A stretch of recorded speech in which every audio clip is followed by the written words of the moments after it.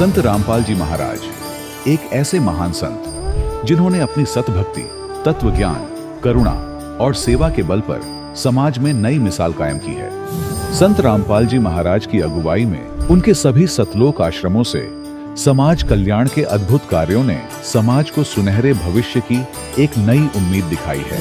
संत रामपाल जी महाराज से नाम दीक्षा लेने के बाद लाखों लोगों की लाइलाज बीमारियां जैसे कैंसर, एड्स आदि ठीक हुई। संत जी के ज्ञान से प्रेरित होकर उनके अनुयायियों ने लाखों यूनिट रक्तदान किया। संत जी ने लाखों बहन बेटियों का दहेज मुक्त विवाह करवाया।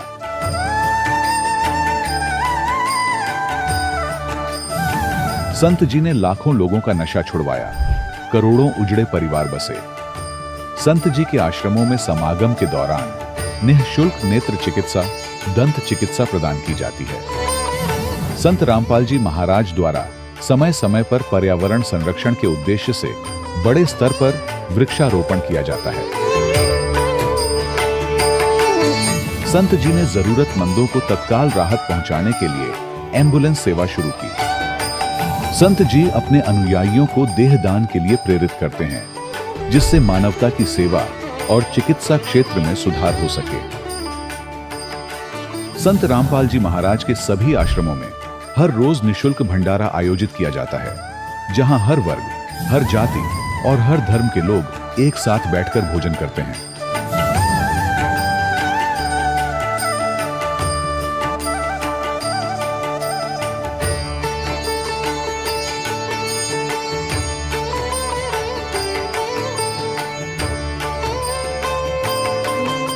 संत रामपाल जी महाराज की अन्नपूर्णा मुहिम ने गरीब और बेसहारा लोगों के जीवन में एक नई ऊर्जा और उम्मीद को जन्म दिया है। घर घर खाद्य सामग्री और जरूरी मदद पहुंचाकर संत रामपाल जी महाराज ने लोगों को दुख और मजबूरी से लड़ने की ताकत प्रदान की है।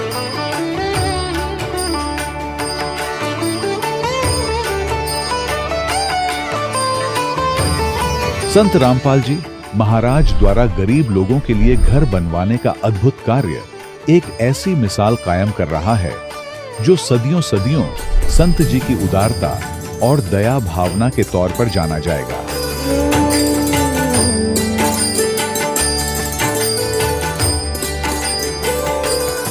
संत रामपाल जी महाराज के आश्रम में हजारों बुजुर्गों को सम्मान और प्यार के साथ जीवन जीने का अवसर मिलता है। उनके खाने, रहने और स्वास्थ्य की पूरी जिम्मेदारी संत रामपाल जी महाराज उठाते हैं। अनाथ बच्चों के लिए संत रामपाल जी महाराज के सभी आश्रम किसी वरदान से कम नहीं। यहाँ उन्हें शिक्षा, संस्कार और भविष्य के लिए बेहतर अवसर प्रदान किए जाते हैं। चाहे बाढ़ हो, भूकंप या महामारी, संत रामपाल जी महाराज और उनके अनुयायी हमेशा ही जरूरतमंदों के लिए सबसे आगे खड़े रहते हैं। कोविड महामारी के दौरान संत रामपाल जी महाराज के आश्रमों से करोड़ों लोगों के लिए भोजन, दवाइयां और जीवन रक्षक सामग्रियां उपलब्ध कराई गई। चाहे गरीब की मदद हो या किसी शोषित और पीड़ित वर्ग के हक और सम्मान की लड़ाई, संत रामपाल जी महाराज ने हमेशा ही उनकी दबी आवाज को सरकारों तक पहुंचाया है और उन्हें उचित न्याय दिलवाने में अहम भूमिका अदा की है। समाज में आध्यात्मिक और सामाजिक मूल्यों के प्रति जागरूकता लाने में संत रामपाल जी महाराज हर कदम पर मानवता के सच्चे सेवक साबित हुए हैं। संत रामपाल जी महाराज का जीवन हमें सिखाता है कि सच्ची सेवा वही है जो निस्वार्थ भाव से की जाए। आइए हम भी इस महान सेवा के कार्य में इस महान संत से जुड़ें और संत रामपाल जी महाराज से नाम दीक्षा लेकर अपने जीवन को धन्य बनाएं।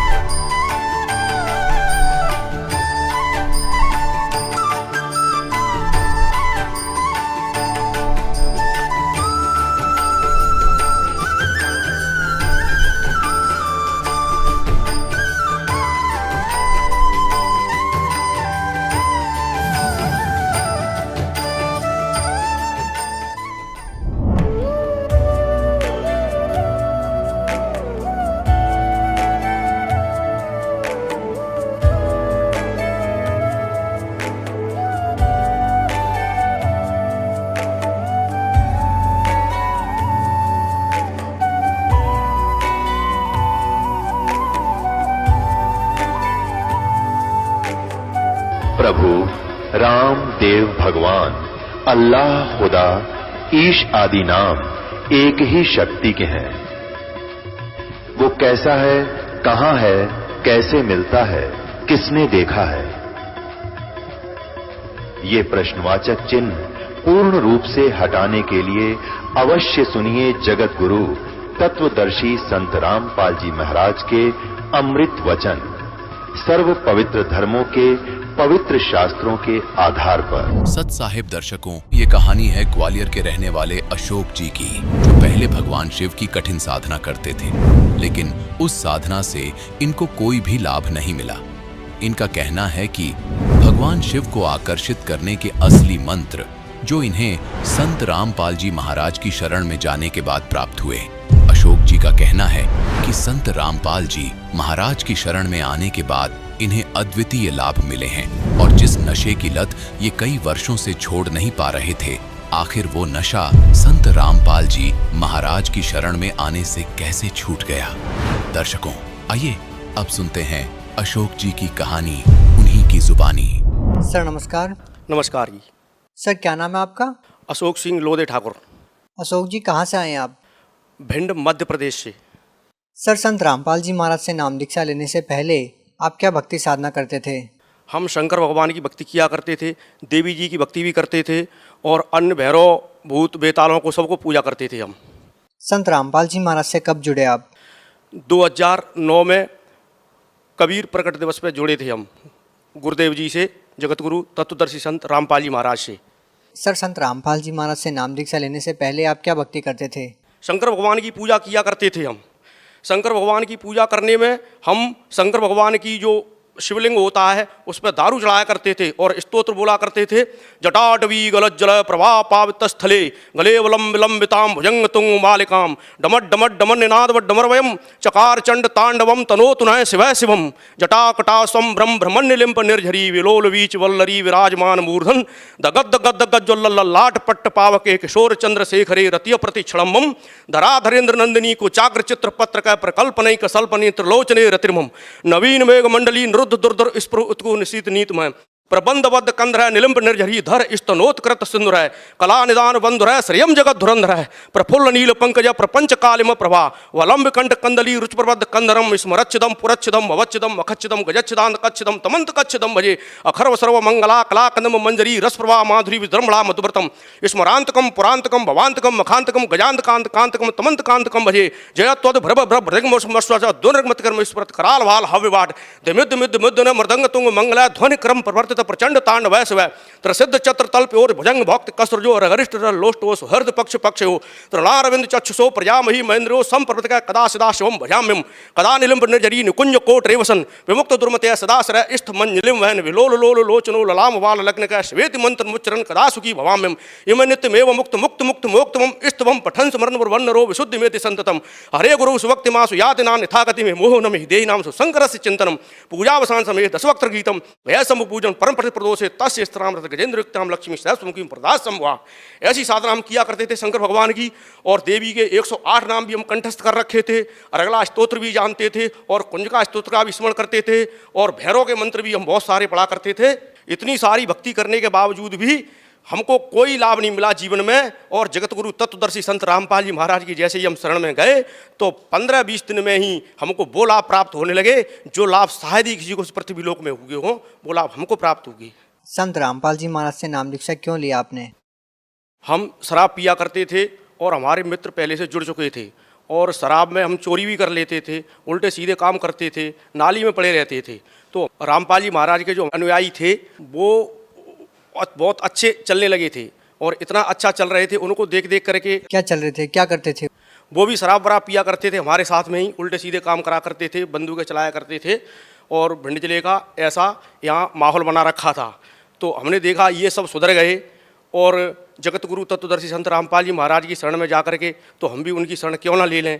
तो ऐसे ही जो पहले के मित्र थे हमारे गुरुदेव से जुड़ चुके थे, उन्होंने हमसे कहा कि चलिए भाई साहब आप कहाँ पड़े रहते हो, आप सतलोक आश्रम चलिए, और ऐसे गुरुदेव हैं बहुत ही अच्छे हैं जगत गुरु तत्वदर्शी संत रामपाल जी महाराज, उनसे जा कर के आप नाम दीक्षा ले लो, आपका जीवन सफल हो जाएगा।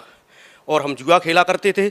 इसलिए एक दिन अचानक ऐसे ही हम जुआ हार गए, मेरी जेब में कोई पैसा नहीं रहा, कोई पैसा नहीं रहा। तो उस भगत ने, वो था पहले वाला मित्र हमारा जो भगत बन चुका था गुरुदेव जी का, उसने ही किराया दिया और हमको जींद स्टेशन पे उतारा ले जा करके, और हमको जगत गुरु तत्वदर्शी संत रामपाल जी महाराज की वहाँ गाड़ियाँ खड़ी थीं, वो हमको फ्री ले गईं। जब हम वहाँ पर पहुँचे तो वहाँ हमने देखा जगत गुरु रामपाल जी महाराज के यहाँ ऐसी व्यवस्था थी, वहाँ हमने बहुत अच्छा भंडारा खाया। तो हम शंकर भगवान की भक्ति किया करते थे। रावण का शिव तांडव भी हमने याद कर रखा था, दुर्गा देवी के 108 नाम भी याद कर रखे थे। जब गुरुदेव जी ने वहाँ पे अपना ज्ञान सुनाया तो हमने कहा ये कौन सा ज्ञान लेके आए हैं, और कबीर को इनने ऊपर कर दिया और हमारे शंकर भगवान को नीचे कर दिया। जब हमने वहाँ पर देखा और समस्त शास्त्रों को अपने घर पे आकर के मिलाया जो गुरुदेव जी कह रहे थे, और वो पुस्तक एक पहले चलती थी भक्ति सौदागर को संदेश, जगत गुरु तत्वदर्शी संत रामपाल जी महाराज की, उस भक्ति सौदागर संदेश में जो लिखा था उसको हमने समस्त शास्त्रों से मिलाया। समस्त शास्त्रों से मिला करके तो हमने कहा ओ तेरा भला परमात्मा आए हुए हैं जगत गुरु तत्वदर्शी संत रामपाल जी महाराज, ये ज्ञान तो कभी किसी ने नहीं दिया, ये ज्ञान दे रहे हैं जगत गुरु, तो इन्हीं की शरण में रहने से हमको बहुत अच्छा लाभ होगा।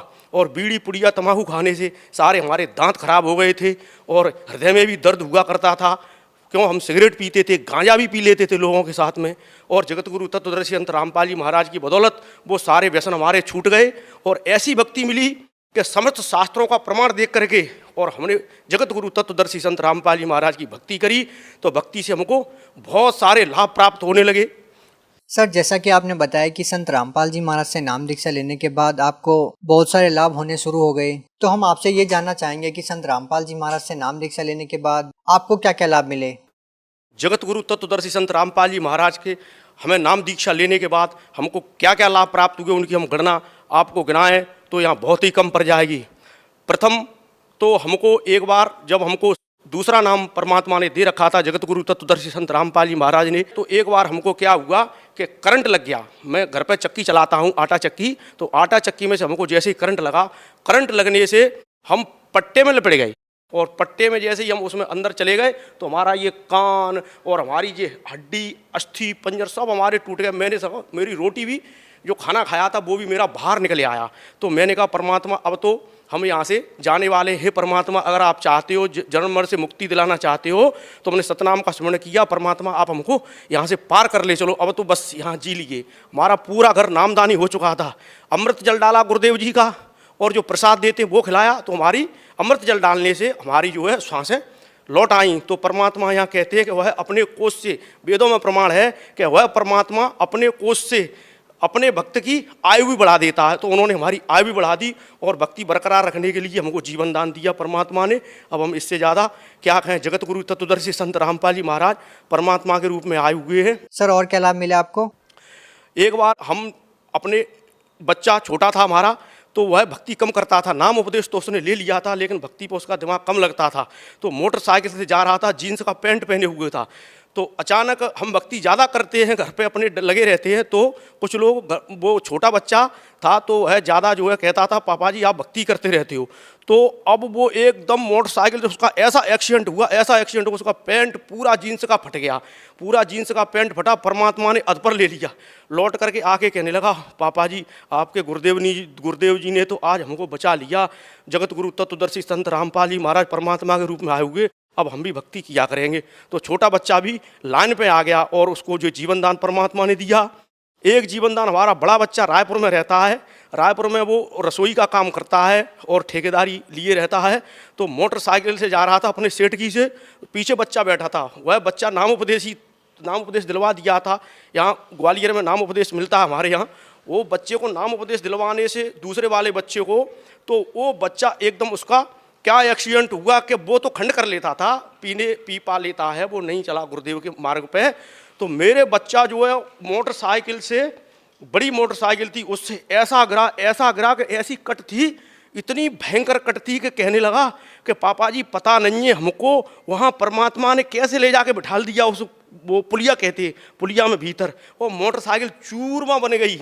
और चूरमा बनने के बाद मेरे बड़े बच्चे को भी परमात्मा ने जो है जीवन दान दिया जगत। हाँ, नशा करता था वो छोड़ दिया, और सारे व्यसनों से हमारे समाज में जो हमको बुरी दृष्टि से देखते थे वो लोग अच्छी दृष्टि से देखने लगे कि अशोक सिंह नरवरिया अब आलमपुरा गांव का बहुत ही सुधर चुका है, और बहुत ही जगतगुरु तत्वदर्शी संत रामपाल जी महाराज के शरण में पहुंचने के बाद इसको बहुत सारे लाभ हो रहे हैं, और इतने लाभ गाँव में किसी को नहीं हो रहे हैं। ये लाभ सर, भगत समाज को क्या संदेश देना चाहेंगे? भगत शाम को संदेश हम ये देना चाहते हैं, जगतगुरु तत्वदर्शी संत रामपाल जी महाराज परमात्मा के रूप में इन्हीं के चोले में आए हुए हैं, और इनसे नाम दीक्षा लें और अपना जीवन कृतार्थ करवाएं, और जन्म मरण रूपी इस रोग से मुक्ति पाएं। बहुत बहुत धन्यवाद। नमस्ते सर। दर्शकों, अभी आपने सुने संत रामपाल जी महाराज से दीक्षा प्राप्त करके सुखी हुए भक्त के अनुभव। अब देखिए जगत गुरु तत्वदर्शी संत रामपाल जी महाराज के मंगल प्रवचन। परमात्मा की वाणी में आत्मा को अट्रैक्ट करने का इतनी पावर है जैसे चुंबक लोहे को खींच लेती है। अब इस मालिक की वाणी को सुनकर आत्मा अपने आप जैसे खिंचाव होता है, और ऐसे परमात्मा की वाणी इसको धंधेड़ कर रख देती है, इसको विवश कर देती है सोचने के लिए, तो कर क्या रहे हो, करना क्या चाहिए था। पृथ्वी पति चकवे गए जिनके चक्र चलंत, रावण सरीखे कौन गुण भाई ऐसे गए अनंत। सर्व सोने की लंका थी वो रावण से रणधीरम, एक पलक में राज बिराजी जम के पड़े जंजीरम। सुखदेव ने 84 भुगती बना पजावे खरवो, तेरी क्या बुनियाद पुरानी तू पेंडा पंथ पकड़वो।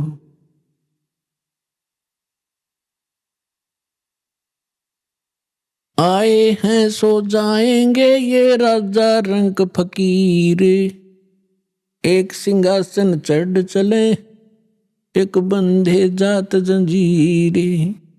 कबीर हरि के नाम बिना ये राजा रसब हो, मट्टी लदे कुमार के भाई घास न डाले कोई। पुण्यात्माओं, ये भगवान की बताई वाणी दास बोल रहा है, जो परमेश्वर स्वयं आकर बोलते हैं, जैसा गीता अध्याय नंबर 4 के श्लोक नंबर 32 में आपको प्रमाण बताया था कि गीता ज्ञानदाता कहता है कि वो परमात्मा स्वयं आकर अपने मुख कमल से जो ज्ञान देते हैं वो तत्व ज्ञान है, और उस ज्ञान में वो विशेष जानकारी है आध्यात्मिक यज्ञों की, यज्ञ माने धार्मिक अनुष्ठानों की, और उसको तत्वदर्शी संत ही बता सकते हैं उस परमात्मा के उस तत्व ज्ञान को। तो ये वो तत्व ज्ञान की वाणी है जो भगवान ने बता रखी है। अब हम ये समझें, क्योंकि हमने समय पर अब मनुष्य जीवन में मनुष्य जीवन जैसी ही सुविधा प्राप्त होती है, कुत्ते के जीवन में कुत्ते वाली ही सेटिंग होएगी, तो अब हम ये भूल जाते हैं कि उस समय पर खाना मिल जाता है, जब चाहे चाय पी लें, जब चाहे दूध पी लें, हैं, भूख लगे खाना खा लेते हैं। और जब ये शरीर छूट जाएगा, क्योंकि ये मिला इसलिए था, ऐसी सुविधाएं और ऐसी बुद्धि दी थी कि आप इसमें परमात्मा पाने का प्रयत्न करें। और यदि परमात्मा नहीं प्राप्त करते हैं, भक्ति ना करके और बकवादों में जीवन व्यर्थ कर जाते हैं, तो फिर परमात्मा बताते हैं कि राजा भी जब गधा बनेगा तो आम जीव की अब क्या बुनियाद है, क्या औकात है, सहज में समझ आ जाना चाहिए। फिर क्या बताते हैं परमात्मा, कबीर हरि के नाम बिना ये नार कूतिया हो, गली गली भौंकत फिरे भाई टोक न डाले कोई। परमात्मा की भक्ति के बिना राजा की रानी भी कहते हैं कुतिया की योनि प्राप्त करती है। फिर बताते हैं, कबीर बीबी पड़दे रहे थी, डोडी लगे थी बार, गात उगाड़े फिरती हैं वो बन कुतिया बाजार। वो पर्दे की सुंदरी सुनो संदेशा मोर, गात उगाड़े फिरती हैं वो करें सरायों शोर। नक बेसर नक पे बनी पैरें थी हार हमेल। अब सुंदरी से कुतिया बनी, भाई सुन साहेब के खेल। बीबी पड़दा रहती, इन राजाओं की रानियां, बड़े बड़े घरों की बहू बेटियां, इन मायाधारियों को हम बड़े मानते रहे। बड़े बड़े घरों की बहू बेटियां पर्दों में रहा करती थी। राजा की रानियों पर्दों में रहा करती थी, आगे उनके चौकियां लगा करती थी, कोई भी गैर व्यक्ति वहां फटक ना जा, और उसमें वो अपनी इज्जत माना करते थे। अब परमात्मा कहते हैं बीबी पर्दा रह थी और डोढ़ी लगे थी बार, बार माने गेट का आगे चौकी पहरेदार खड़े रहा करते थे, और गात उगाड़े फिरती हैं वो बनकुतिया बाजार। वो पर्दे की सुंदरी और सणो संदेशा मोर, अब गात उगाड़े फिरती हैं वो करे सरायों शोर। नकबे सर नकबे बनी वो पैर थी हार हमेल, और सुंदरी से कुतिया बनी, कैसा स्वरूप बिगड़ गया। और सुन साहेब के खेल। अपने आत्मा ये बातें कोई कहने और सुनने तक सीमित नहीं रखनी है, इनको अपने हृदय में जचाना है और इस पे बहुत विवेचन करना है। परमात्मा ने ये शब्द क्यों कहे? विचारणीय विषय है कि जो बड़े घरों की बेटियां बहुएं, उनको घर से बाहर जाना अलाउड नहीं था, उनकी इज्जत का नाश हुआ था, और जिस कारण से वो सत्संग और संत के विचारों से वंचित रही। जब वो रानी थी, सुंदर गहने पहना करती थी, आभूषण पहना करती थी, काजू किशमिश और बादाम युक्त हलवे और खीर खाया करती थी, क्योंकि उनके पूर्व जन्म की कमाई शुभ संस्कार उनके साथ थे। भविष्य में कोई चार्जर लगा नहीं, भविष्य में कोई उनको ऐसा संत मिला नहीं, भक्ति करने ज्ञान सुनने का कोई अवसर ना मिलने से उन्होंने मानुष जीवन बर्बाद कर दिया। काजू किशमिश बादाम के हलवे खीर खाया करती थी और झूठा छोड़ा करती थी, उनकी नौकरानियां खाया करती थी। एक परमात्मा की भक्ति ना करने से वो अगले जन्म में कुतिया की योनि में जाती है। अब कुतिया के जीवन से आप खूब परिचित है। फिर भी परमात्मा ने आगे बताया है कि वही रानी जो पर्दों में रहा करती थी, जिनकी इज्जत नाश हो जाती जब सत्संग में चली जाती थी, अब वो इज्जत कुतिया बनकर घूम रही है, निवस्त्र हो रही है। तो परमात्मा कहते कुलकर्णी के कारण जो जीव गया बिगो, इसने अपना भट्ठा बैठा लिया इस लोक लाज के कारण। और जब यो कुल के कर लेगा, जब तू चार पाया का हो, गधा बनकर कुतिया बनकर घूमोगे, जब यू तेरा खानदान तुझे क्या सहारा देगा। तो इसलिए परमात्मा ऐसी ऐसी चोट मारा करते थे, इस सुती आत्मा को जगाया करते थे जगह जगह खड़े होकर। और आत्मा इतनी अचेत कर रखी है इस काल ने, पहले तो ज्ञानहीन बनाई और फिर मोह ममता में फंसा रखी, तेरा बेटा या तेरी बेटी, ये तेरी कार या तेरी कोठी, और काम नहीं करेंगे, भक्ति का समय कब मिलेगा। अब तो सभी ये कहते हैं कि फुर्सत नहीं है, टाइम नहीं मेरे पास। कोई किसी ने तो ये धारणा बना रखी है कि भक्ति तो बुढ़ापे में करा करें। जवान बच्चों का, जवान बेटियों का के काम सत्संग में जाने का फूट के बाग हमारे। बुढ़ापे में भक्ति होगी, पता कर लो बुढ़िया तो कदे दांत निकलवानी, कदे आँख बनवानी, कदे पिंडी भड़के, कदे बीपी आई, कदे लो को शुगर बढ़ गई। वो तो बिरान मट्टी का दौर है बुढ़ापे में। तो अगर पहले से ही भक्ति शुरू करेंगे तो बुढ़ापा भी हमारा रोग रहित, परमात्मा की शक्ति साथ रहेगी, तब वो ठीक रहेगा। अब परमात्मा की भक्ति का आधार देखिएगा तो जैसे प्रहलाद थे 10 वर्ष के थे और 10 वर्ष के भक्ति में लग गए थे। ध्रुव 5 वर्ष के ही थे और परमात्मा के इस तत्व ज्ञान के अंदर सूक्ष्म वेद में बताया है कि 3 वर्ष के बालक को परमात्मा का मंत्र प्रथम मिल जाना चाहिए। यही वेद प्रमाणित करते हैं। जो परम संत होगा वो 3 वर्ष की आयु के बच्चों को ही उपदेश देना प्रारंभ कर देगा। और यदि हम इस इंतजार में रहेंगे, बूढ़े होकर वृद्ध होकर के भक्ति करेंगे, बच्चों से फारिग हो लें और मृत्यु हो जाए 20 साल की उम्र में, प्रारब्ध इतना ही हो, फिर कहाँ करेंगे? तो बचपन से ही मालिक का सहारा मिल जाएगा तो हमारी एज भी एक्सटेंड होएगी, आयु भी बढ़ेगी, साथ देगा भगवान, पाप से बचेंगे, भक्ति संग्रह होगी, 100 हमारी मुसीबतें टलेंगी।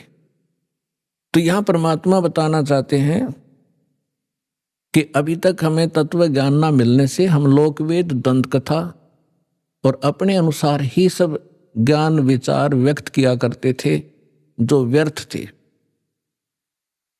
तो परमात्मा ने जगह जगह जाकर के ये ज्ञान दिया। 64 लाख परमेश्वर के शिष्य हो गए थे, 64 लाख। आज तो पुण्यात्माओं एक चैनल से टीवी चलता है, प्रोग्राम चलता है तो करोड़ों व्यक्ति घर बैठे देख सकते हैं, करोड़ों टीवी लगवा दिए दाता ने। पहले परमेश्वर ने अपनी आध्यात्मिक पावर का प्रयोग किया, आज वो नहीं हो सकता क्योंकि परमात्मा हर एक काम को एक सीक्रेसी के हिसाब से करते हैं।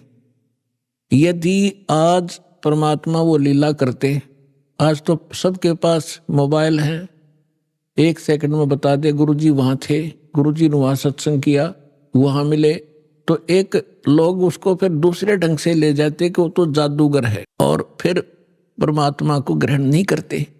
तो आज परमात्मा ने वैज्ञानिक तरीके से ही अपना ज्ञान अपने बच्चों तक पहुंचाया है। अब परमात्मा घर घर जाया करते थे, सत्संग किया करते थे और परमेश्वर की शरण में आने से वो दुखी प्राणी सुखी हुआ करते थे।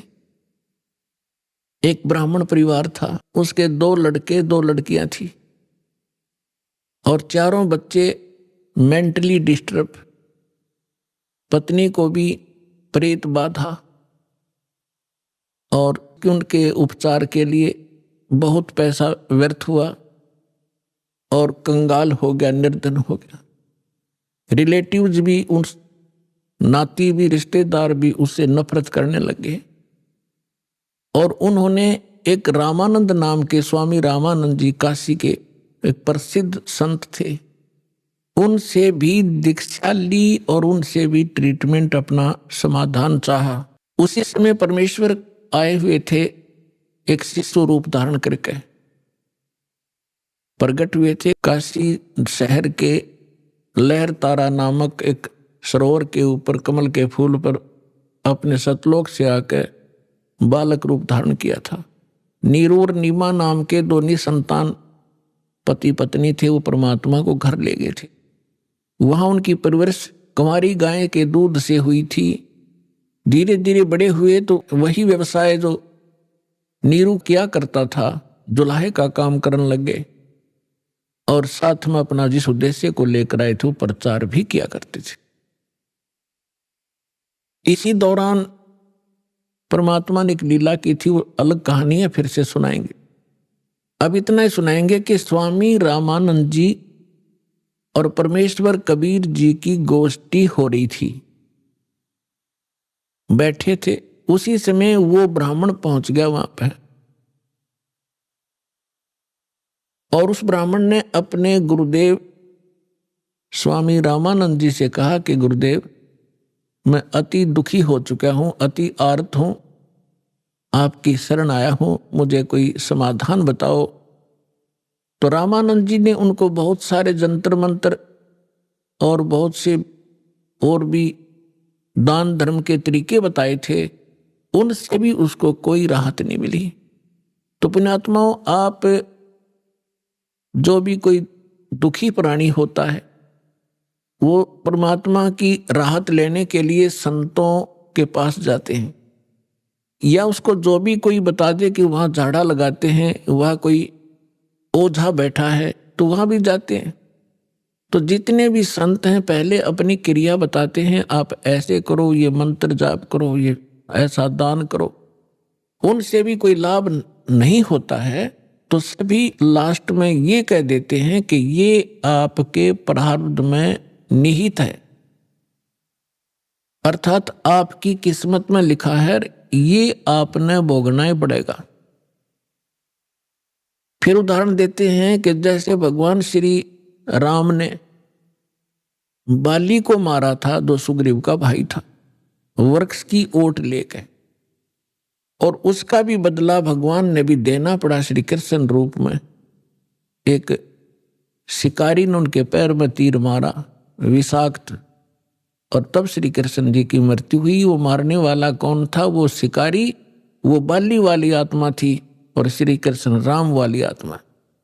तो इस तरह की अटकल देकर के रामानंद जी ने उस ब्राह्मण से कहा कि भाई ये तेरे प्रारब्ध के अंदर लिखा है, ये किसी भी तरीके से नहीं कट सकता। उसी समय परमेश्वर ने कहा, स्वामी जी आप बड़े विद्वान हो, वेदों को भी जानते हो, क्या वेदों में भी ऐसा नहीं लिखा कि परमात्मा जीव के सर्व पाप नाश कर सकता है? यानी पाप से ही दुख है।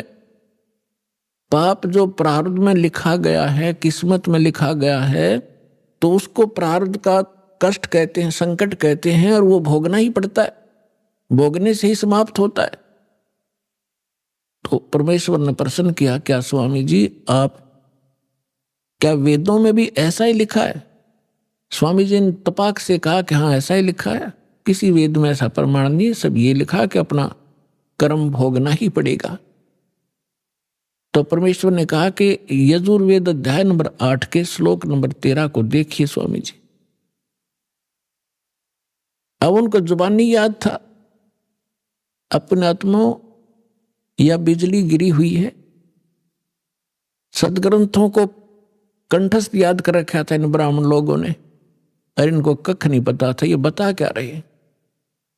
रामानंद जी का सिर घूम गया कि दानक का बालक, धान दुल्हाए का लड़का, कदे इसने वेद देखे भी को नहीं, और आज इसने मंत्र बता दिया। 104 साल के उसमें परमात्मा के उनके जीवन में, लीला में जीवन जो परमात्मा शरीर में दिखा रहे थे, 99 वर्ष का अंतर था, 99 वर्ष बड़े थे परमात्मा से, और सारा जीवन ही उन्होंने वेद और गीता पुराणों के अध्ययन में बिताया था। तो परमेश्वर ने कहा, कबीर साहब ने कहा, स्वामी जी यदि प्रारब्ध का कष्ट भोगना ही पड़ गया तो भक्ति की क्या आवश्यकता है फिर? अगर किसी के संस्कार में दुख है और दुख है भोगना ही पड़ेगा, फिर भक्ति ने शर्म में मारेंगे, क्या आवश्यकता है इस भक्ति की? कौन करेगा भक्ति? क्या आवश्यकता परमात्मा की? वो भक्ति इससे हटकर है, और वो मंत्र मेरे पास है। अपने आत्माओं जो दुखी व्यक्ति है उसको तो संकेत चाहिए। उसने तभी पूछा कि आप कौन हो भाई? हे भगत जी आप कहाँ रहते हो?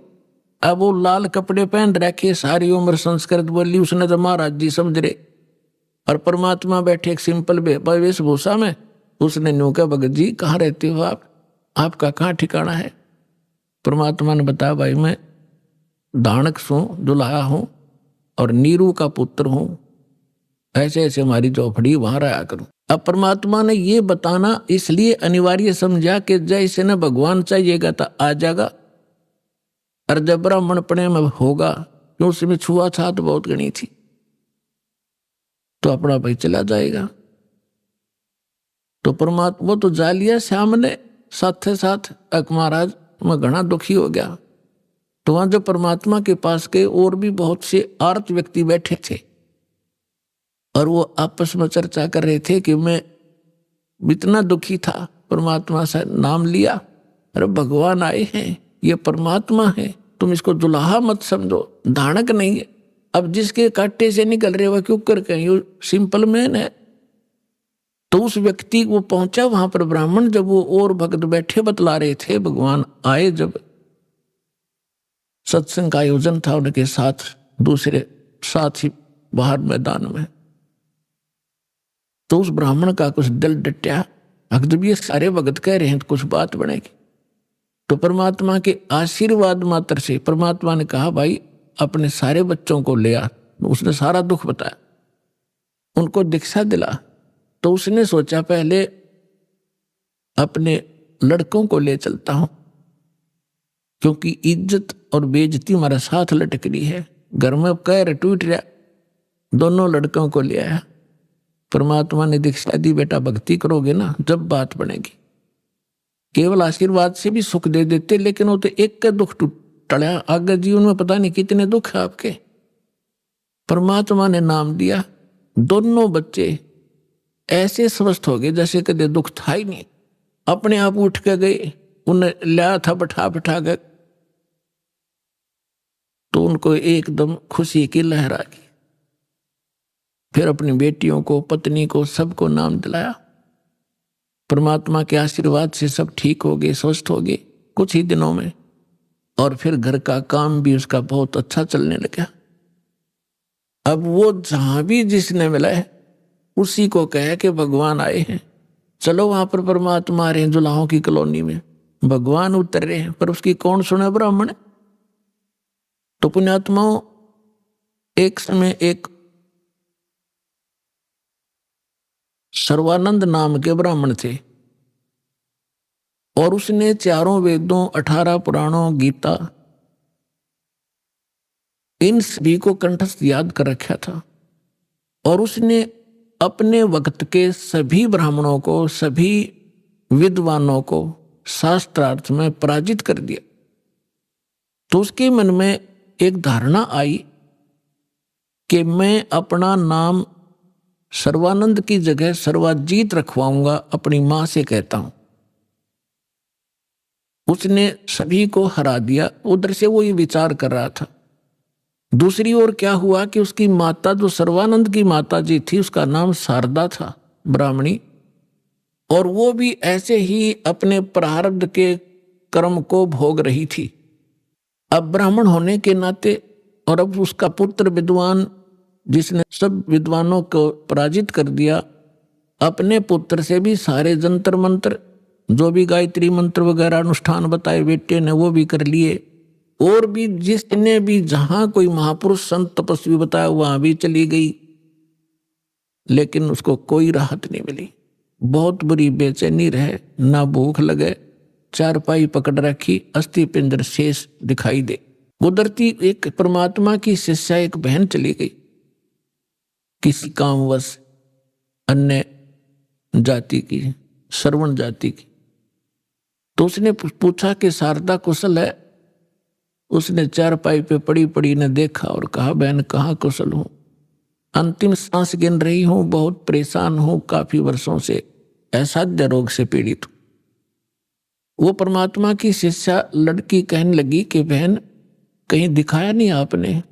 कि सभी डॉक्टर दिखा लिए, वैद्यों से चेक करा लिया, और कोई साधु संत आसपास नहीं छोड़ा। सभी ने कह दिया कि तेरे प्रारब्ध का कष्ट है, तेने भोगना ही पड़ेगा। तो उस बहन ने कहा कि यदि आप बुरा ना मानो तो मैं बताऊं, एक महापुरुष आ रहे हैं। वो कहने लगी, बोलो कौन है? कि मेरे गुरुजी से दीक्षा ले लो। मैं भी पहले बहुत परेशान थी, आपसे भी बुरी हालत थी मेरी नहीं, मेरे बच्चों की भी स्थिति थी, मेरे पति को भी तकलीफ थी, प्रेत बाधा थी, और मुझे असाध्य रोग था। उस गुरुजी से दीक्षा लेते ही और हम कति स्वस्थ हो गए। 2 वर्ष हो गए हम अपना जीवन जी रहे हैं, अपनी नींद सोते हैं, अपनी नींद उठते हैं। तो बैठ गई शारदा कि भाई आज कुछ आशा की चिंगारी नजर आ रही है। तो उसने पूछा, कौन है आपके गुरुजी, मुझे बताओ। तो उस बहन ने बताया कि कबीर नाम है उनका, और जुलाहा कॉलोनी में रहते हैं। कहने लगी, वे मैं तो जुलाहा धानक है, वो कहाँ जुलाहा है, धानक है, उल्टी है, लेट गई नो की नो चारपाई नहीं, हम ब्राह्मण है, और वो एक धानक है, इज्जत का नाश हो जा, मैं नाम नहीं लूं। तो उस बहन ने बहुत कहा कि देखो, हमने ज्ञान सुना उस परमेश्वर का, आज आप ब्राह्मणी हो और मृत्यु के बाद आप अन्य जाति में भी तो जन्म ले सकते हो, आप पशु योनि में भी तो जाओगे, तब कहाँ जाएगी या जाति तेरी। तो कहने लगी बहन तू जा, बस फालतू बात ना कर, इससे अच्छा तो मौत ताजा वो अच्छा है। तो पुण्यात्माओं परमात्मा कहते हैं राज तजना सहज है, सहज तरिया का ने, और मान बढ़ाई ईर्षा ये दुर्लभ तजनाई। वह चली गई। कुछ दिनों के बाद वो ब्राह्मण जो परमात्मा की शरण में आके स्वस्थ हुआ था, पुण्यात्माओं आप तो बालक हो, दास उस भगवान से परिचित है। आपके लिए जो परमात्मा भटक रहा है ना, आप तो एक अबोध बालक की तरह जिधर मुंह हो गया उधर चल पड़ते हो, और वो माता पिता पीछे पीछे भाग्या करें कि खड्डे में गिरेगा, उठा लूं भाग कर बालक को। आज आप इतने बच्चे हो इस भगवान के मार्ग में और इस अपने अध्यात्म मार्ग के अंदर। कबीर साहब कहते हैं मैं रोवे तू सृष्टि को और यह सृष्टि रोवे मोहे। गरीबदास जी कह रहे हैं परमात्मा से परिचित ज्ञान के आधार से भगवान की वाणी बता रहे महिमा। गरीबदास इस वियोग को समझ नहीं सकता कोई। सो चल सीधर मैं करूं अपने जन के काज, जिस प्यारी आत्मा को शरण में लेना है ना जाने के कारण बनाओगा उसके लिए। तो वो ब्राह्मण चला गया कि वो निकटतम नाती भी था उनका। पहले दूर देश से आना जाना महीने में नहीं होता था, 6-6 महीनों में 1-1 वर्ष बीत जाता था रिश्तेदारियों में आने जाने में। तो वो ब्राह्मण उसी काशी शहर के आसपास कोई गांव था उसका रहने वाला था, और शारदा बनारस में काशी में रहा करती थी। तो एक दिन वो किसी कामवश शहर में आया था, तो उसने सोचा चल रिश्तेदार के घर चलते। जब वहां पहुंचा तो शारदा अपने उसी तरह उसी सतिथि में थी। राम रमी करी, नमस्कार हुआ, कुशल मंगल पूछा। तो शारदा ने अपना सारा दुखड़ा रोया कि मैं बहुत दुखी हूं, बहुत बुरा हाल है मेरा, मैं तो अंतिम सांस गिन रही हूं। तब उस ब्राह्मण ने कहा कि आप हमारे गुरुजी से दीक्षा ले लो, आप स्वस्थ हो जाओगे। अभी आपने सुने संत रामपाल जी महाराज के मंगल प्रवचन। आइए अब सुनते हैं संत रामपाल जी महाराज से नाम दीक्षा लेकर सतभक्ति करके अद्भुत लाभ प्राप्त करने वाले अनुयायी के विचार। दर्शकों, ये कहानी है उड़ीसा की संजुक्ता दासी जी की, जो उनके जीवन में आए बड़े बदलावों और चमत्कारों की गाथा है। संजुक्ता जी पहले भगवान कृष्ण, साईं बाबा और माता दुर्गा की भक्ति करती थी। वो सप्ताह में 6 दिन उपवास रखती थी, लेकिन फिर भी उन्हें कोई लाभ नहीं हुआ। उनके जीवन में समस्याएं बढ़ती चली गईं। इनकी बेटी गंभीर रूप से बीमार थी और साथ ही पति भी स्वास्थ्य समस्याओं से जूझ रहे थे और घर की आर्थिक स्थिति भी बेहद खराब थी। संजुक्ता जी और उनका परिवार कई तांत्रिक उपाय और धार्मिक कर्म कांडों में भी लगे रहे, लेकिन सब कुछ असफल रहा। एक दिन जब संजुक्ता जी टीवी चैनल बदल रही थी, तो इन्होंने संत रामपाल जी महाराज का सत्संग देखा। संत रामपाल जी के ज्ञान ने उन्हें बहुत प्रभावित किया और इन्होंने सतलोक आश्रम जाने का निर्णय लिया। संत रामपाल जी महाराज की शरण में आने के बाद संजुक्ता जी के जीवन में चमत्कार होने लगे। इनकी बेटी की वर्षों पुरानी बीमारियां ठीक हो गईं, लेकिन सबसे बड़ा चमत्कार तब हुआ जब संजुक्ता जी को 42 साल की उम्र में ब्रेन हैमरेज हुआ और डॉक्टरों ने उन्हें बचाने की उम्मीद छोड़ दी थी। लेकिन संत रामपाल जी महाराज की कृपा से संजुक्ता जी ने न केवल होश में आकर बात की, बल्कि ऑपरेशन के तुरंत बाद ही स्वस्थ हो गईं। डॉक्टर भी हैरान रह गए कि इतनी गंभीर स्थिति में भी ये इतनी जल्दी कैसे ठीक हो गईं। इस घटना ने संजुक्ता जी और उनके परिवार के जीवन को पूरी तरह बदल दिया।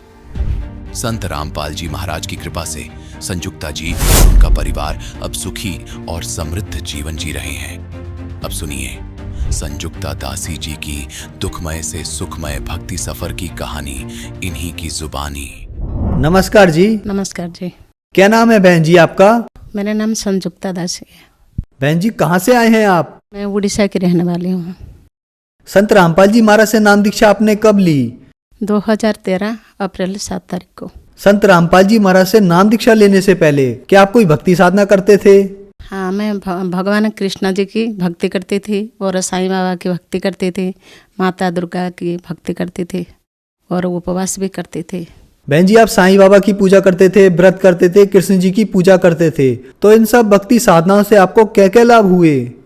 मुझे कोई नहीं लाभ हुआ, बरंग मुझे हानि हुआ है। मैं उनकी इतना भक्ति करती थी, पूरी हफ्ता में मैं एक बार खाना खाती थी। सोमवार, मंगलवार, बुधवार, वीरवार, शुक्रवार, रविवार, मैं हर हफ्ता में मैं 6 दिन व्रत रखती थी और शनिवार को खाना खाती थी। लेकिन मेरी और परेशानी और बढ़ती जा रही और लड़की मेरी इतनी बीमार हो गई, मैं दिल्ली के हर हॉस्पिटल में लेके गई, मेरी लड़की सही नहीं हुआ। मेरी लड़की की स्किन प्रॉब्लम हो गई और सांस की प्रॉब्लम हो गई। सारी डॉक्टर ने मना कर दिए, बोले ये ठीक नहीं होगा, जब तक ये दवाई लेते रहोगे वो ठीक रहेगा, दवाई छोड़ने के बाद फिर वही बीमारी हो जाता। स्कूल में लड़की जब मेरी जाती थी, स्कूल में मैडम उसको सबसे पीछे बिठाती थी। लड़की मेरी बहुत इंटेलिजेंट पढ़ाई में थी, उसको बच्चे के पास बिठाने नहीं देते थे। लड़के आके मेरी से रो के बताती थी, मम्मी मैडम मुझे पीछे बिठाते। मैं कोई नहीं बेटा। फिर उसके बाद मैं हर किसी से पूछती थी मेरी लड़की कैसे सही होगी। कोई मुझे गुणी गारेडी सबके पास गई है, मंगला साहब गई है, वहाँ भी नीलाई कपड़ा वहाँ पर फेंक के आई हूँ, मेरी लड़की सही नहीं हुई। बहुत चिंता मन में, कम से कम 4-5 साल वो बीमारी रहा। फिर उसके बाद हमारे आर्थिक स्थिति भी बहुत ख़राब थी और भक्ति करते करते भी इतने हम परेशान थे। मेरी पति बहुत बीमार रहते थे, सीढ़ियाँ चढ़ नहीं पाते थे और घुटन में हमेशा दर्द है और सर्दी जुकाम खांसी, हमेशा बिस्तर में पड़ी रहते थे। बहन जी, आपने बताया कि आप 6 दिन तक कुछ नहीं खाती थी, एक ही दिन खाना खाती थी। इतनी ज्यादा आप देवी देवताओं के व्रत करते थे, भक्ति करते थे, उसके बावजूद भी आपकी बेटी को एक बीमारी थी जिसके कारण आप बहुत ज्यादा परेशान थे। आपके पति भी बीमार थे, आपकी आर्थिक स्थिति भी खराब थी। तो फिर संत रामपाल जी महाराज की शरण में आप कैसे आए? हम टीवी के चैनल घुमाते घुमाते संत रामपाल जी की सत्संग आ रहा था, हमने ज्ञान समझ में आया, संत रामपाल जी महाराज की शरण में आए। बहन जी, संत रामपाल जी महाराज की शरण में आने के बाद क्या आपके दुखों का छुटकारा हुआ? संत रामपाल जी महाराज की शरण में आने से हमें तो बहुत कुछ लाभ हुआ है। सबसे पहले मेरी बेटी इतना बीमार रहती थी, दिल्ली के हर डॉक्टर ने मना कर दिए थे। संत रामपाल जी महाराज के शरण में आने से, उनके नाम जाप करने से और मेरी बेटी ठीक हो गई। मेरी बेटी इतना दुखी थी और मेरी बेटी के पीछे मैं भी बहुत दुखी रहती थी। स्कूल में उसको सबसे पीछे बिठाते थे, कोई उसके पास नहीं बैठते थे। इसकी इतना ही एलर्जी थी, सांस की प्रॉब्लम थी, वो ठीक हो गया। दूसरा, मेरे पति की घुटन की बीमार थी और सांस की बीमार थी और सर्दी जुकाम हमेशा लगी रहती थी। संत रामपाल जी महाराज की शरण पे आने से उनकी सारी बीमारी दूर हो गई और वो सीढ़ियाँ भी चढ़ पाते और सांस की प्रॉब्लम, घुटन की प्रॉब्लम सब दूर हो गई। मेरी बेटी की कुंडली बना हुआ था, उसमें लिखा हुआ था 42 उम्र में तुम्हारा माता की मृत्यु है। फिर हमने पंडित के पास गए, दिखाए, वो बोले नहीं जी तुम्हारी उम्र इतना है। फिर हमने 42 उम्र जैसे मेरी हुआ, 42 उम्र में मेरी अचानक मुझे स्ट्रोक हुआ। स्ट्रोक होने के कारण मेरी ब्रेन हैमरेज हो गई। फिर उसके बाद जैसे ब्रेन मेरे हैमरेज हो गई, घर में कोई नहीं थे, सिर्फ मेरी लड़की अकेली थी। मेरी लड़की को तो पहले ही पता है मम्मी की 42 उम्र में मृत्यु होगा। मेरी बेटी ने चिल्लाया, सारी गली वाला इकट्ठा हो गए, मुझे रिक्शा में डाल के हॉस्पिटल, प्राइवेट हॉस्पिटल में ले गए। जब हॉस्पिटल में मुझे 2 दिन रखे, 2 दिन रहने के बाद उन्होंने बोले कि नहीं ये ठीक नहीं होगा, इसकी ब्रेन बिल्कुल हैमरेज हो चुका है, इसकी तो मृत्यु निश्चिंत है, आप ले जाओ, घर ले जाओ। फिर मेरी पति और मेरी बेटी और हमारे साथ हमारी संत रामपाल जी महाराज की कुछ शिष्य थे, वो मुझे एम्स में लेके गए। एम्स लेके जाने के बाद एम्स में सारी रिपोर्ट दिखाए। रिपोर्ट दिखाने के बाद वो बोले क्यों इसको एडमिट करवाना है, आप घर ले जाओ। फिर उसके बाद वहाँ एडमिट नहीं हुआ, जब एडमिट न होने के बाद मेरी बच्चे और मेरी पति बहुत परेशान हुए। फिर उसके बाद मुझे जेबी पंथ लेके गए। जेबी पंथ में भी मेरी सारी रिपोर्ट देखने के बाद वही बात बोले ऑपरेशन करने के बाद ये कोमा में चली जाएगी, नहीं तो पैरालिसिस हो जाएगी, आप घर में ले जाओ, घर में सेवा करो, जितना दिन जिंदा रहेगी। फिर उसके बाद मेरी बेटी ने संत रामपाल जी महाराज के पास से प्रार्थना लगाई, गुरुजी मेरी मम्मी की ऐसे ऐसे हो गया। संत रामपाल जी महाराज ने बोले बेटा कोई नहीं, आप राम मनोहर लोहिया ले जाओ। फिर मुझे राम मनोहर लोहिया लेके गए रात में। फिर उस टाइम राम मनोहर लोहिया में जब मेरी रिपोर्ट सारी देखने के बाद उन्हें भी यही बात बोले ऑपरेशन करके कोई फ़ायदा नहीं है। फिर मेरी बेटी और मेरी पति और हमारे साथ हमारी गुरु भाई कुछ थे, बोले आप ऑपरेशन कराओ, अगर मर जाएगी तो कोई बात नहीं है। फिर उन्हें दोबारा सारी टेस्ट करने के बाद मुझे जून 17 तारीख में मेरी ऑपरेशन हुआ। ऑपरेशन होने के बाद मेरी बाल सर की सारी बाल मेरी कटिंग हुआ था, मुझे गंजे कर दिए थे। फिर उसके बाद डॉक्टर ने बोला था 48 घंटा में इसके होश आएगा। 48 घंटा तो दूर की बात, संत रामपाल जी महाराज 48 सेकंड में मेरी होश दिलाए।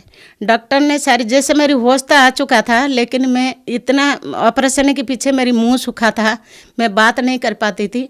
डॉक्टर ने पहले मेरी पैर को यूं यूं करके खुजाने के बाद जैसे मेरी पैर हिला, फिर मेरे हाथ को भी खुजाए। फिर मेरे हाथ हिलने के बाद उन्हें बोले कि नहीं, इसके हाथ और पैर सही है, ये पैरालिसिस नहीं हुआ। फिर उसके बाद संत रामपाल जी महाराज मेरे पास खड़ा थे। खड़ा होने के बाद संत रामपाल जी महाराज मुझे यूँ कह रहे, बेटी क्यों इनको परेशान कर रहे, इनसे बात कर ले। बस इतना बोल के संत रामपाल जी महाराज मुझे बोले बेटा तेरी मृत्यु की ये योग था, मैंने तुझे नई जन्म दिया हूँ, बस भक्ति कर और अपना कल्याण कर। बस संत रामपाल जी महाराज चले गए। फिर उसके बाद अचानक मेरी दर्द शुरू हो गया। जैसे मेरी दर्द इतना भयानक दर्द था, मैंने चिल्लाने के बाद वो सारी बोले कि दोबारा फिर ऑपरेशन होगा, इसके ऑपरेशन की कमी हो गई, इतनी दर्द था। फिर मैंने बेहोश हो गई। बेहोश होने के बाद डॉक्टर अजय चौधरी ने बोला कि फिर दोबारा इसकी टेस्ट सारी शुरू से इसकी टेस्ट करो, फिर दोबारा इसके ऑपरेशन होगा। फिर दोबारा जैसे मैंने टेस्ट करवाए, देखे मेरी टेस्ट में मैंने दोबारा ऑपरेशन मेरी नहीं हुआ। संत रामपाल जी महाराज एक बार में मेरे ऑपरेशन सक्सेसफुल कर दिए। आईसीयू में तीसरा दिन मुझे जैसे बेड पे लिया है, मेरे साथ जो लोग ऑपरेशन हुए थे वो लोग मुर्दा जैसे पड़े हैं। मैं उठ के बैठी हूँ, मुझे डॉक्टर कह रहे कि आप बैठो मत, आप लेटे रहो। नहीं मैं ठीक हूँ, मैं बैठूँगी। फिर वो डॉक्टर सब आपस में बात कर रहे, कमाल की बात है, इतनी बड़ा ऑपरेशन मेरी 45 टाँका है, इतना बड़ा ऑपरेशन, और 48 घंटा में इसकी होश आना था, और इतनी जल्दी होश भी आ गया, और 2 दिन 3 दिन में और उठ के बैठ गया, और बिल्कुल लग भी नहीं रहा है कि इसके ऑपरेशन हो रखा है। अच्छी से बात कर रहे, सब कुछ कर रहा। फिर उसके बाद मुझे 9 दिन में डिस्चार्ज करवाए। डिस्चार्ज करने के बाद फिर मुझे दोबारा बोले कि आप आ जाना, 1 हफ्ता के बाद आ जाना, आपकी टाँका खुलेगी। फिर मेरी टाँका खुला, अभी मैं ठीक हूँ। मेरी राइट साइड बिल्कुल डैमेज हो चुका था, मेरी रोशनी चली गई थी, पलक गिर गया था। फिर जैसे हमने डॉक्टर को पूछा, मेरी पलक खुल ही नहीं रहा था। फिर डॉक्टर से जैसे हम पूछे ये आँख खुलेगा या नहीं खुलेगा, बोले ऑपरेशन सक्सेस हो गया, आप बात कर रहे हो, आँख नहीं खुला था, एक आँख तो आपकी सही है, दूसरा आँख अगर नहीं है तो कोई बात नहीं है। फिर उसके बाद मैं टीवी में चैनल में संत रामपाल जी की सत्संग आता है, मेरी परिवार सारी बैठ के देखते थे, मुझे लेके ज़बरदस्ती वहाँ बिठाते थे, लेकिन मैं देख ही नहीं पाती थी, क्यों ना मुझे हर चीज़ 4-4 दिखता था, 4-4 दिखता था मुझे, मैं कांस्टेंट मेरी आँख नहीं रहता था। फिर मैं कहती थी कि मैं सत्संग नहीं देखूंगी, क्यों ना मुझे तो गुरुजी एक नहीं दिखते, मुझे 4-4 दिखते हैं, मैं सत्संग नहीं देखूंगी। मैं सत्संग हो रही थी, जैसे मेरी पति मुझे ज़बरदस्ती लेके बिठाए, मैं बहुत रोई हूँ। मैंने मुझे क्यों बिठा रहे, मुझे तो हर चीज़ आप भी 4 देख रहे हो, बच्चे भी 4 देख रहे हैं, मुझे सारी चीज़ 4-4 देख रहे हैं। फिर मेरे पति ने मुझे बोले देख तेरी आँख बंद थी, अभी तो खुली भी गई और 4-4 दिख रहे, संत रामपाल जी महाराज तुझे एक भी दिखाई देंगे, सही से तो टीवी देख। मैंने ऐसे देखी, मैंने रोई। संत रामपाल जी महाराज जी को मैंने ये कहा, मैंने हे गुरुजी मैं आपकी शरण में हूँ, आप मेरी आँख एक करवा दो, मुझे हर चीज़ चार चार दिख रही है। मैं टीवी देखते देखते, सत्संग देखते देखते मुझे एक दिखाई दिया। मैंने बहुत तेज़ से चिल्लाई, मुझे एक दिख रही, मुझे एक दिख रही। मेरी बच्चे से वो दोनों लड़की मेरी है, मेरी लड़का नहीं, 2 लड़की हैं। और लड़की मेरी आ गई भाग की, बोला मम्मी आपको एक दिख रही? मैंने हाँ बेटा मुझे एक दिख रही। फिर उसके बाद धीरे धीरे मेरी आँख खुली हो गई। ये मेरी राइट साइड है, ये आँख थोड़ी सी प्रॉब्लम है लेकिन मुझे हर चीज़ दिखता है। फिर मैंने जब गई राम मनोहर लोहिया, जब गई डॉक्टर के पास, अजय चौधरी ने मुझे बिठाया, मेरी फ़ोटो खिंचाए, फ़ोटो खींची कि उनके राम मनोहर लोहिया हॉस्पिटल में मेरी फ़ोटो भी लगी हुई कि इतना बड़ा बीमारी है और इसके आँख डैमेज हो गई थी, इसके आँख भी सही हो गई। वो सोचते कि हमारी पीछे हमने ट्रीटमेंट करे, जो ये इतना बड़ा पेशेंट है ये सही हो गई। लेकिन मुझे तो पता है मैं संत रामपाल जी महाराज की शरण में जो भी कृपा हो रही संत रामपाल जी महाराज कर रहे, फिर मैं अभी बिल्कुल सही हूँ। और दूसरा भी लाभ, मुझे इतना बड़ा लाभ संत रामपाल जी दे रखे हैं। मेरी बेटी एम्स में डॉक्टरी की पढ़ाई कर रही, 1 साल में 12 कंप्लीट करा और 1 साल में एमसी और नीट और जीपी मार तीनों पेपर दिया था। तीनों पेपर में मेरी बेटी का नंबर आया था, इतना अच्छा नंबर, और एम्स में 99.8 आया है। सब संत रामपाल जी की कृपा से है, दया से है। संत जो भी कुछ आज मेरे घर में है संत रामपाल जी की दया से है। हम 2 बेटी, हम पति पत्नी, हम चारों संत रामपाल जी की शरण में है, उन्हीं के नाम जाप करते, उन्हीं की कथनी के ऊपर हम चलते हैं। बहन जी, आपने बताया कि आपको संत रामपाल जी महाराज की दया से जीवन दान मिला। आपकी बेटी को जो भयंकर एलर्जी की बीमारी थी उससे छुटकारा मिला। आपकी बेटी 1 ही साल में एम्स और जो बड़े बड़े मेडिकल टेस्ट थे उनको क्लियर कर पाई। संत रामपाल जी महाराज ने आपको एक सुखों का भंडार दिया। तो जो श्रद्धालु आज आपको सुन रहे हैं, आप उन्हें क्या संदेश देना चाहेंगी? मैं तो संदेश नहीं दे सकती हूँ, मैं ये श्रद्धालुओं से इतना प्रार्थना कर सकती हूँ, संत रामपाल जी महाराज की शरण में आप आइए और आप नाम दान लीजिए, अपने कल्याण करिए। और ये जो भक्ति आप कर रहे हो, ब्रह्मा विष्णु महेश्वर दुर्गा, ये जो भक्ति कर रहे हो, वो भक्ति में आपको कुछ भी लाभ नहीं मिलेगा, वरं आप और परेशान होते रहोगे। संत रामपाल जी महाराज शास्त्र अनुकूल भक्ति देते और भक्ति करिए और उनके नाम जाप करिए और आपको सुख ही सुख मिलेगा, हर सुख। ये 100% मेरी तरफ से है। मैं बोल रही हूँ, आप 4-5 महीना तक भक्ति करके दीजिए, देखिए, फिर उसके बाद अगर आपको कोई लाभ नहीं हुआ तो फिर आप छोड़ दीजिए। मेरी इतना प्रार्थना है आप। बहन जी, आपने बताया कि राम मनोहर लोहिया हॉस्पिटल के जो डॉक्टर हैं उन्होंने आपका फोटो खींचा कि आपको जो इतना बड़ा ऑपरेशन ब्रेन हेमरेज का था वो ठीक हो गया, और आज भी आपकी फोटो उनके ऑफिस में लगी है। तो कहीं ऐसा तो नहीं कि आप एक अंधविश्वास के तहत संत रामपाल जी महाराज से अपनी बीमारी का ठीक होना मान रहे हो, जबकि डॉक्टर के द्वारा वो चीज ठीक हुई हो? जब मुझे ब्रेन हेमरेज हुआ था और एम्स के डॉक्टर, जेबी पंत डॉक्टर, प्राइवेट डॉक्टर सारी मना कर दिए थे कि इसको घर ले जाओ, इसको ऑपरेशन मत कराओ, अगर ऑपरेशन कराओ तो ये कोमा में चली जाएगी या पैरालिसिस हो जाएगी, इसकी तो मृत्यु निश्चिंत है, घर पे लेके इसकी सेवा करिए। मेरी बेटी जब संत रामपाल जी महाराज से प्रार्थना लगाया, संत रामपाल जी महाराज ने बोले कि आप राम मनोहर लोहिया ले जाओ, वहाँ ऑपरेशन कराओ, परमात्मा दया करेंगे। तब डॉक्टर ने ऑपरेशन, बहुत जिद्दी से डॉक्टर ऑपरेशन कराए। संत रामपाल जी महाराज तो मुझे जिंदा करे, डॉक्टरी की कोई हाथ नहीं। अगर डॉक्टर ने करा होगा फिर पहले क्यों मना कर दिया? उनको तो मना करना नहीं था ना। संत रामपाल जी, जो भी आज मैं जिंदा हूँ संत रामपाल जी की है, ये कोई अंधविश्वास नहीं है, ये सच्चे हैं। बहन जी, संत रामपाल जी महाराज की शरण में कोई आना चाहे तो कैसे आ सकता है? टीवी पर कई चैनल में संत रामपाल जी महाराज के सत्संग आता है, नीचे एक पट्टी आता है, वहाँ पर मोबाइल के नंबर है, उसी मोबाइल नंबर से आप पता करोगे और आसपास के नामदान केंद्र से आप नाम ले सकते हैं। धन्यवाद बहन जी। नमस्कार।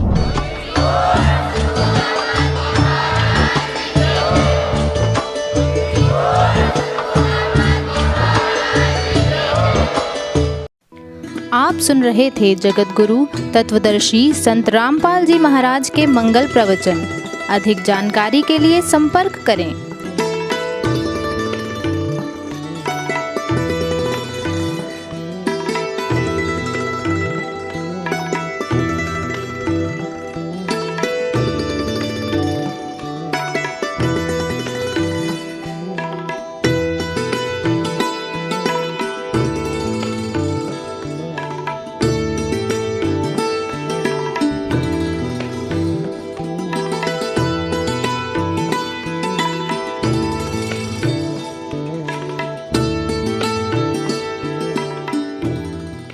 जगत गुरु तत्वदर्शी संत रामपाल जी महाराज जी के पावन सानिध्य में भक्ति की अलख जगाने तथा श्रद्धालुओं को सत्य भक्ति मार्ग का रास्ता दिखाने हेतु कनाडा के लोकप्रिय channel the TV NRI channel पर जगत गुरु तत्वदर्शी संत रामपाल जी महाराज जी के मंगल प्रवचनों का प्रसारण प्रतिदिन सुबह 7:30 बजे से 8:30 बजे तक तथा रात्रि 7:30 बजे से 8:30 बजे तक किया जा रहा है। इस सत्य भक्ति मार्ग को अपनाने के लिए अधिक से अधिक सत्संग प्रसारण देखें। इस सत्संग प्रवचन का सीधा प्रसारण संत रामपाल जी महाराज लाइव सत्संग YouTube चैनल और जगत गुरु संत रामपाल जी महाराज फेसबुक पेज पर भी देख सकते हैं।